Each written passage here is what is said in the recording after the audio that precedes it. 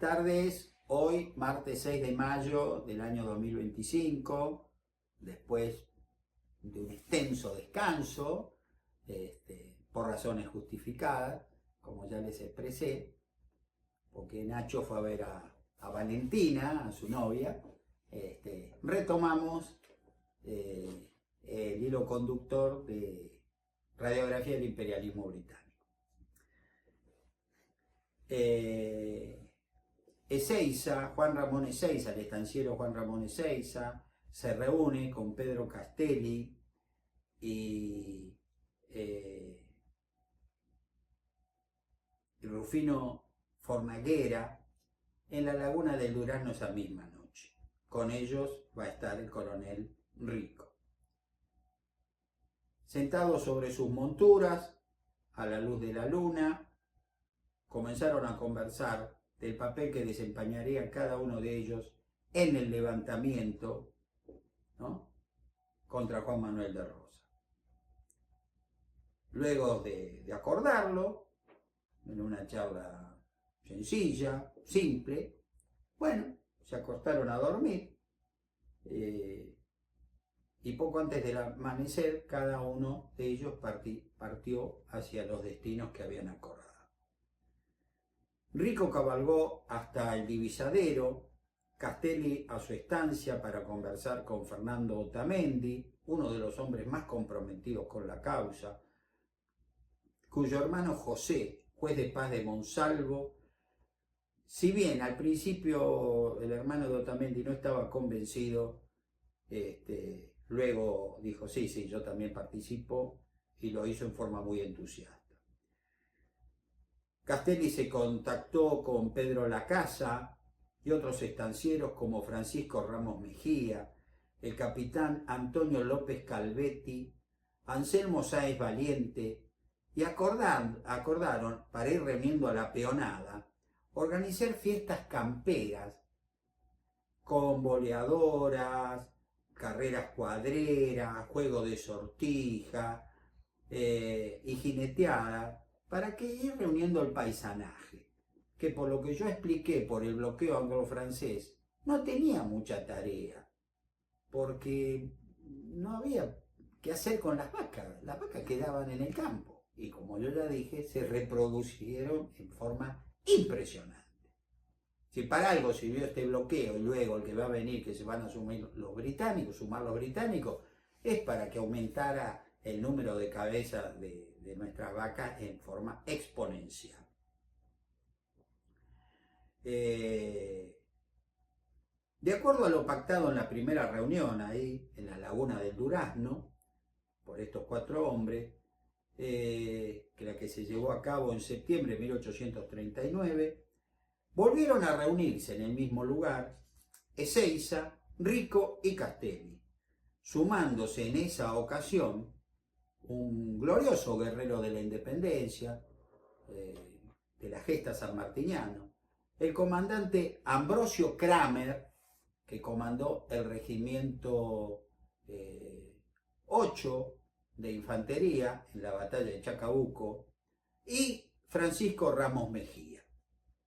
Si bien la partida del coronel Narciso del Valle y de su regimiento hacia Tinta, cerca de Tandil, les permitió prepararse, sabían que una infidencia o una traición no podía descartarse. Acuérdense que yo ya lo he explicado, lo que sucedió con la conjura de Massa, en que la gente abiertamente hablaba, sí, no, va a haber esto, el otro, que las mujeres hablaban, y Rosa supo todo. Bueno, la experiencia, por la sangrienta represión de la conjura de Massa, los hacía manejarse con muchísimo recelo, con muchísimo cuidado, para que no les pasara lo mismo.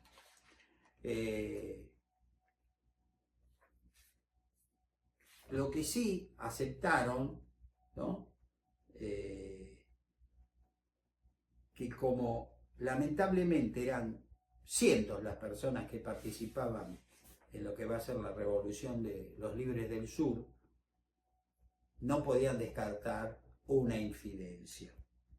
Y así acordaron que no podían mantenerse mucho tiempo más ocultándose, que tenían que actuar. Y pensaron que pusieron una fecha.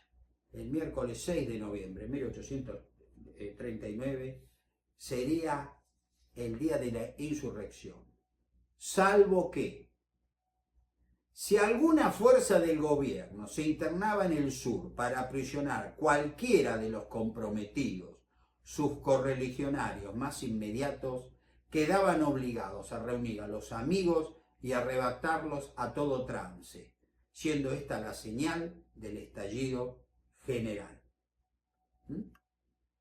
Esto lo escribió Adolfo Carranza en un trabajo llamado Apuntamientos sobre la memorable y heroica Revolución de Dolores, que se publicó, curiosamente, en mi ciudad natal, donde yo vivo, en Quilmes, en 1856. Lamentablemente, uno de los partícipes en la conspiración, Juan Bautista Martínez, no fue cuidadoso con una nota muy sensible que le enviaron, porque la perdió en la noche del 13 de octubre de 1839. Y que un vecino del pueblo de Dolores, apellidado Cuello, la encontró en la calle y luego de leerla y comprendiendo la gravedad de lo que contenía esa nota, que Juan Bautista Martínez perdió por verdaderamente ser un hombre muy poco cuidadoso, por llamarlo de alguna manera elegante, le lleva la nota al juez de paz. Juan Manuel de Rosas, luego de sofocar la conspiración de Massa, sabía que algo se estaba tramando al sur del río Salado, como lo demuestra que recibió el jueves 17 de octubre de 1839 un informe que le envía el coronel Narciso del Valle, aquel que por poco muere degollado por el coronel Rico, se acordarán, ¿no? Por un comentario poco feliz que hizo sobre el destino de la familia Massa. El coronel del Valle, desde Tandil, desde Tinta, cercano a Tandil, le escribe, dice,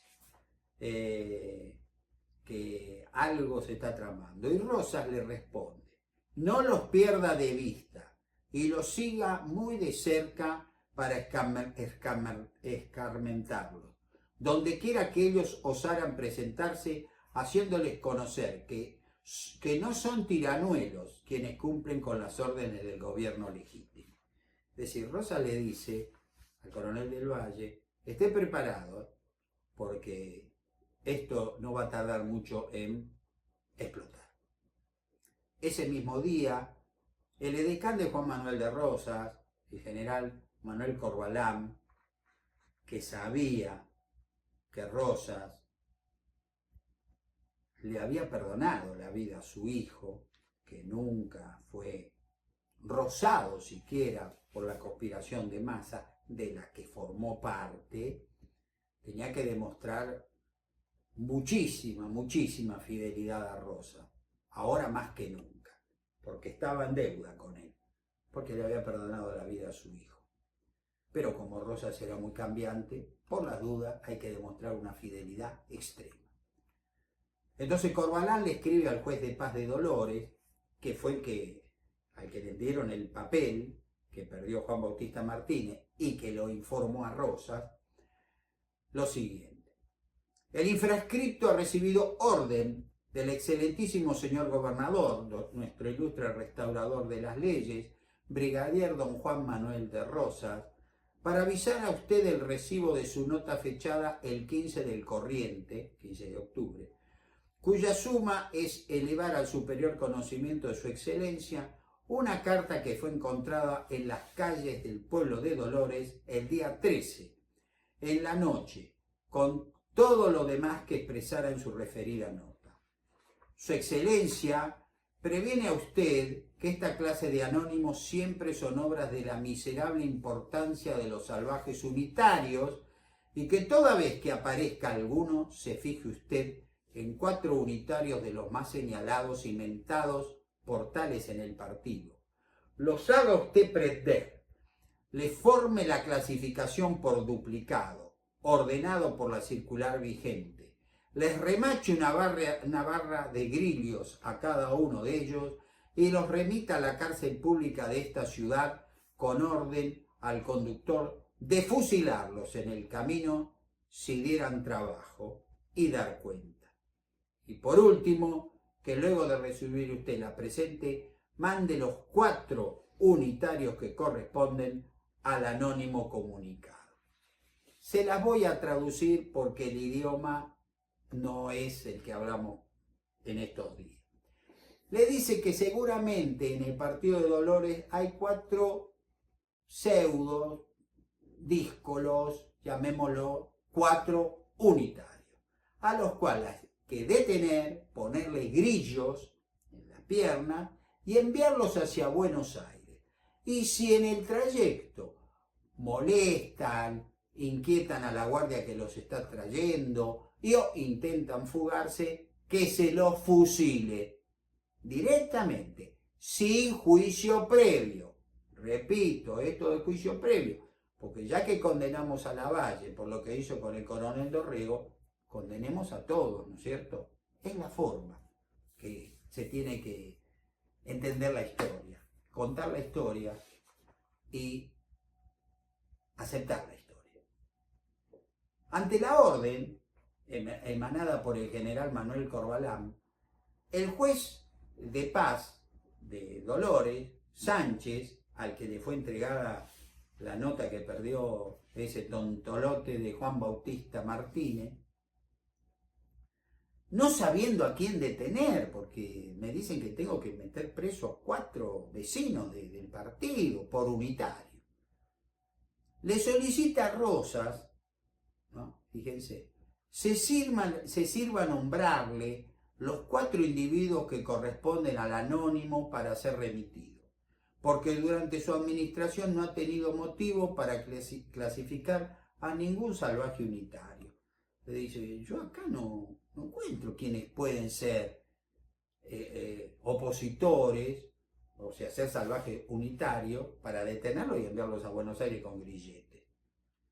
Molesto por esa nota, Rosas le ordenó a Corbalán que le respondiera.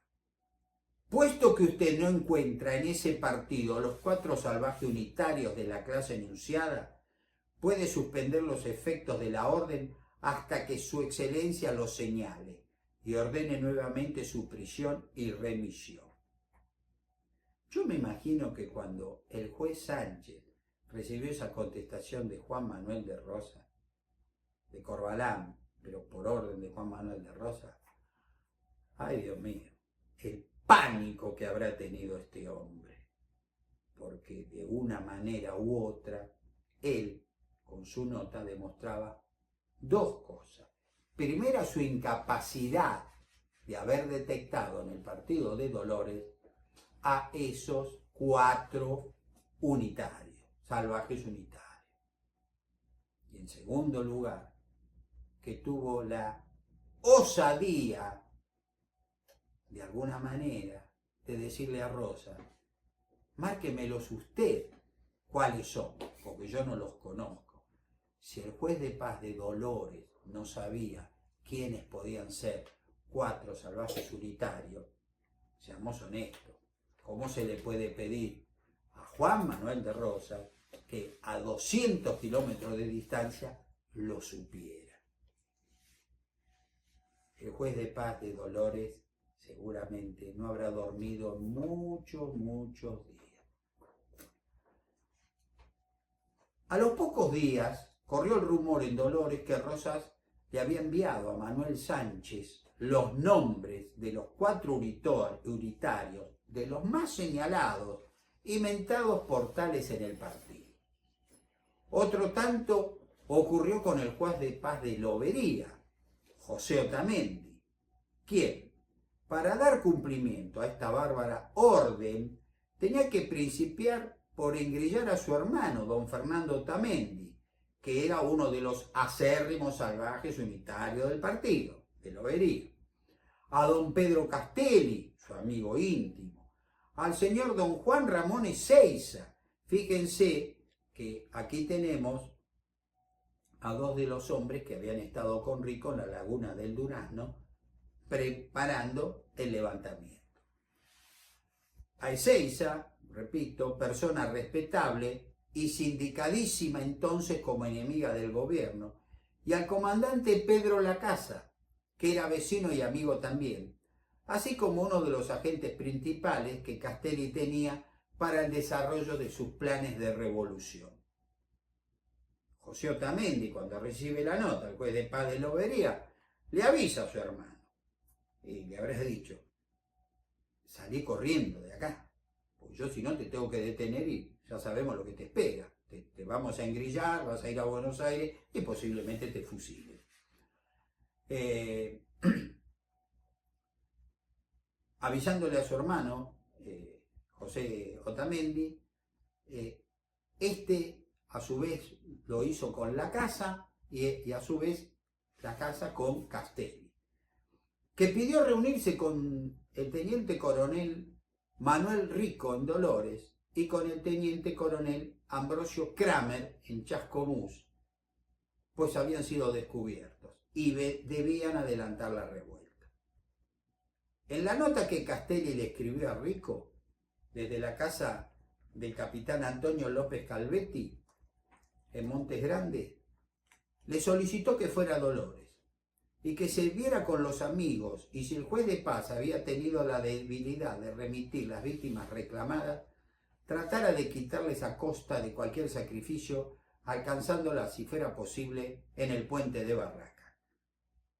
Castelli le dice a Rico: si el juez de paz de Dolores ha cumplido la orden de Rosa, ha tomado prisionero a 4, a cualquiera, ¿no? Ya a esa altura de los acontecimientos, salvajes unitarios, y engrillados los envía para Buenos Aires, esa gente hay que rescatarla como diera lugar, aún en el puente de Barraca, que cruzándolo, ¿no?, el riachuelo, estábamos en la ciudad de Buenos Aires. El puente de Barracas, en ese entonces, Barracas pertenecía al partido de Quilmes, que se nacía, digamos, en el riachuelo y terminaba en el arroyo El Gato, que era el límite natural con el partido de Ensenada. Rico había recibido otros avisos y supo que arrestarían en la zona de Dolores a los jóvenes Francisco Mujica, José María Guerra, Miguel Miller y Francisco Silva. Y le respondió a Castelli que era el momento de levantarse. Y así, el lunes 28 de octubre de 1839, partió lo de López Calvetti con los partidarios allí reunidos rumbo a Dolores, encontrándose al llegar a la plaza muchos vecinos. Y ahora voy a leer un trabajo muy bueno que se hizo sobre cómo nace el levantamiento en Dolores. El ciudadano Severo Pizarro fue con 4 hombres a buscar el retrato de Rosas, que ocupaba en el mismo juzgado un lugar prominente.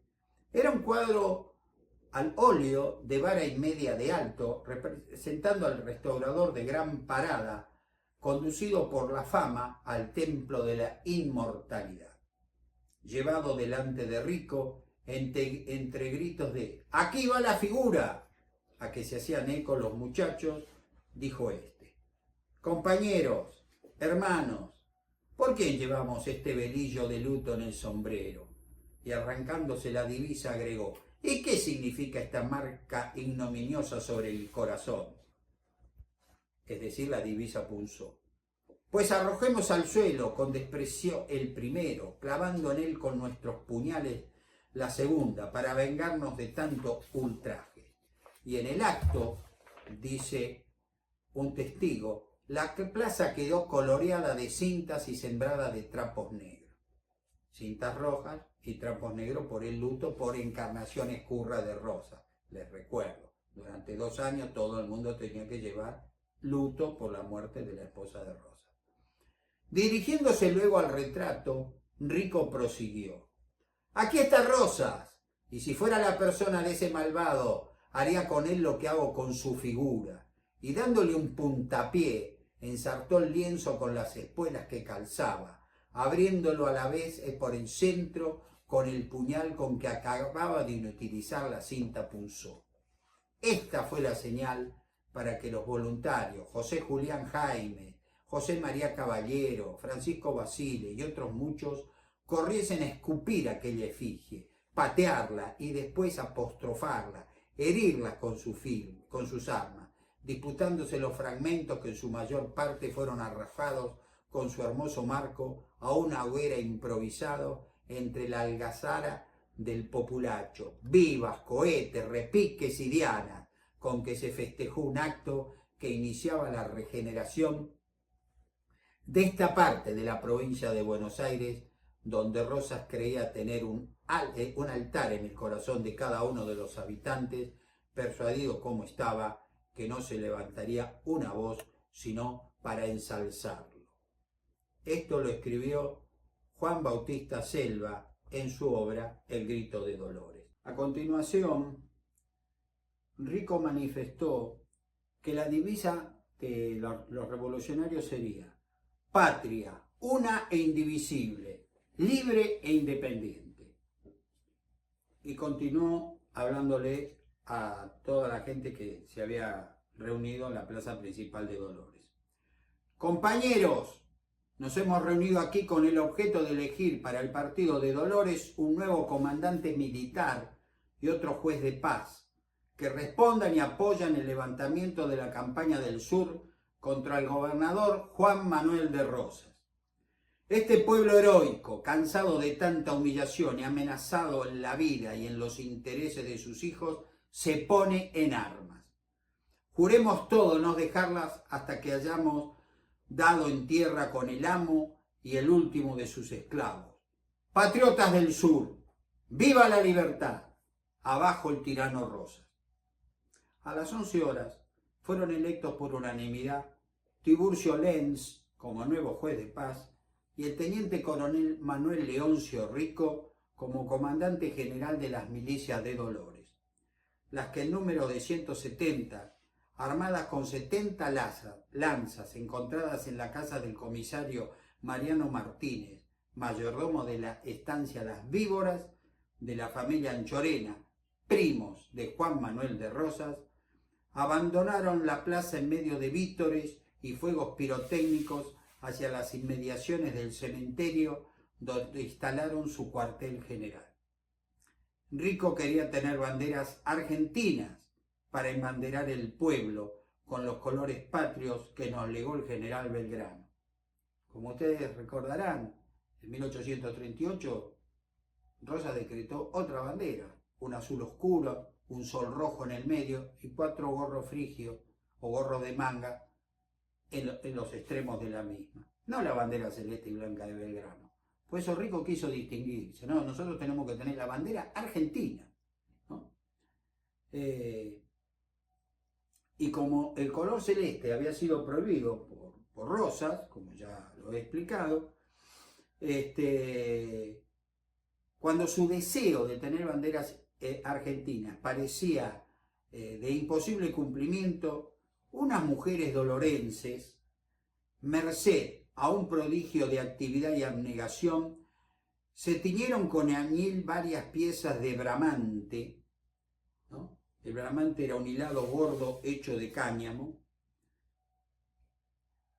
por las patriotas señoras Benita Sánchez de Calvento, hermana del juez de paz, Melchora Valdivieso, sus hijas Marta y Laureana, su nieta doña Isabel, joven de peregrina hermosura, y otras damas, de manera que antes de las 24 horas, más de 500 banderas con los colores del cielo flameaban al viento. Alia yasta est, la suerte está echada. Esas palabras la pronunció en su momento el general romano Julio César, cuando con sus tropas proviniendo de las Galias, llegó a orillas del pequeño río Rubicón, y habiendo una orden, una ley romana que no se podía cruzar con legiones armadas al sur del mismo, él lo hizo pronunciando esta palabra, esta frase: alia juxta est, la suerte está echada. Rico había pasado esa noche en vela, enviando chasquis a diversos amigos de la campaña, invitándolos a sumarse a la revolución. Y estos, en su inmensa mayoría, respondieron afirmativamente, acudiendo a Dolores con hombres, caballadas y todo el armamento que disponía, sumándose a su campamento. Al otro día, miércoles 30 de octubre, el coronel Nicolás Granada, comandante de Tapalqué, recibió un parte urgente del juez de paz de Chascomús, Felipe Girado, informándole de la revuelta ocurrida en el pueblo de Dolores, y de inmediato envió chasques a Vicente González, apodado el Carancho del Monte, y al coronel Prudencio Rosas, informando la novedad: ha estallado la revolución contra Juan Manuel de Rosas. Esa mañana partió de Dolores la vanguardia revolucionaria de 400 hombres al mando del capitán Zacarías Márquez, rumbo a Chascomús, previo paso por la estancia La Postrera del teniente coronel Ambrosio Kramer, como ya expliqué, soldado que luchó a órdenes del general San Martín, cruzó los Andes y luchó en la batalla de Chacabuco. Que esta estancia, La Postrera, estaba ubicada en las márgenes del río Salado. Quien no se encontraba allí, pues había partido hacia el campamento de Dolores, advirtiendo al llegar en horas del mediodía con preocupación que, si bien el entusiasmo era desbordante, carecían de organización y de armamento. Se le incorporan otras fuerzas militares sublevadas al mando de Carmelo Isla, a quien acompañaban los comandantes Miguel Valle y Francisco Olmos.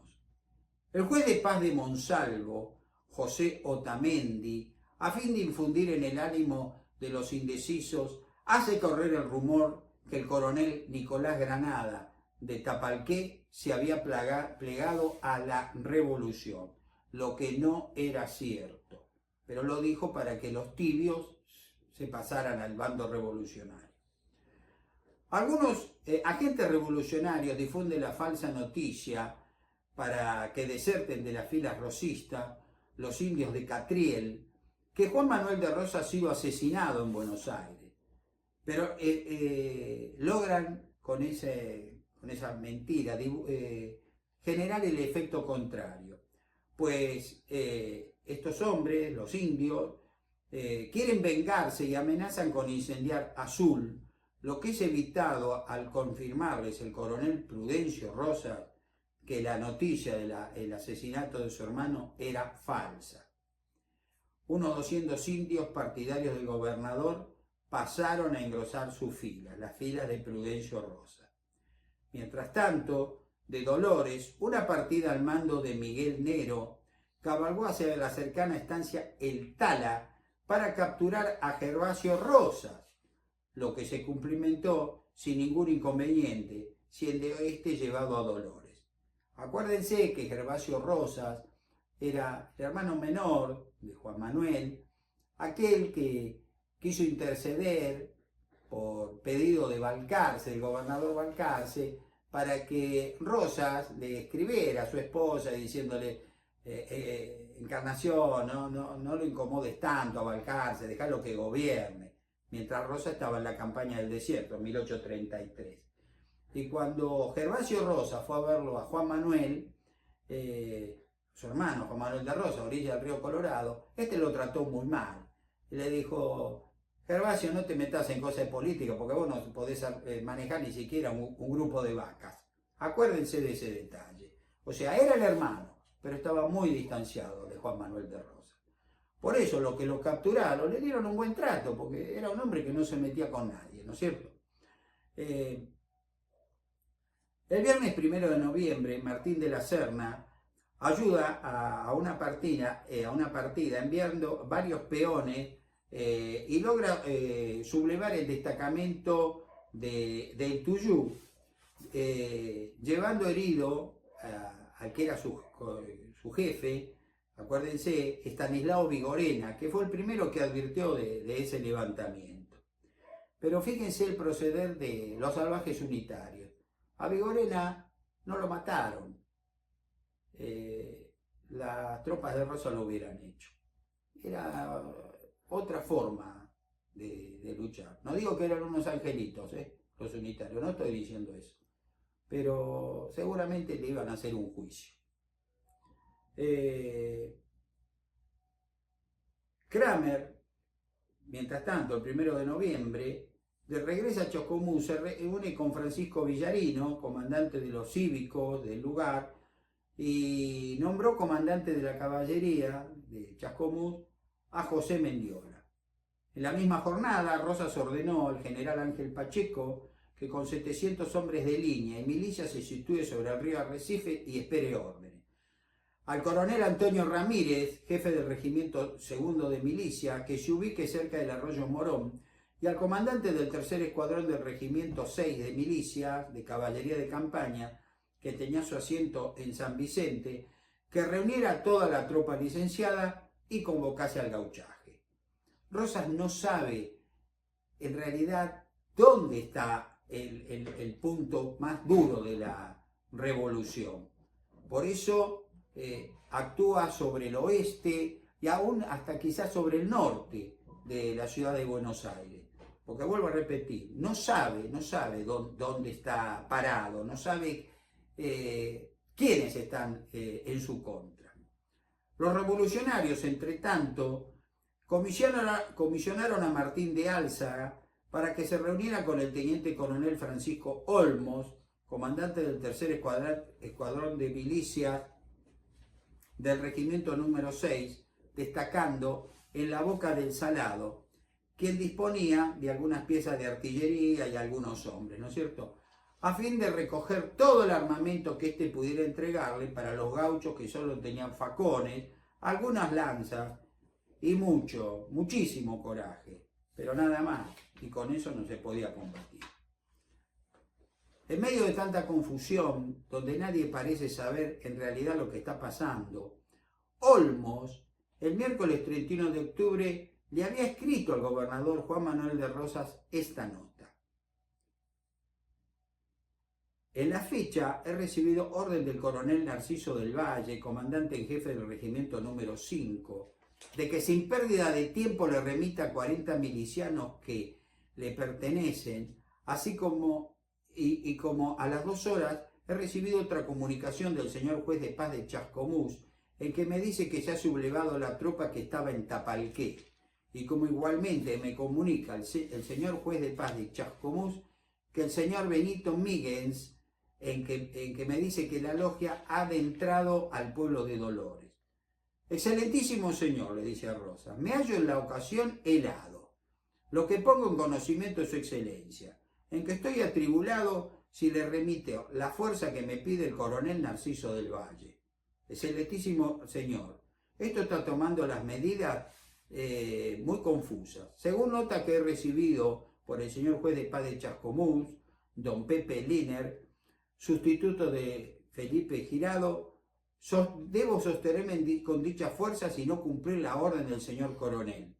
En fin, quedo resuelto a defenderme en este punto hasta recibir las órdenes de nuestro ilustre restaurador de las leyes, don Juan Manuel de Rosas.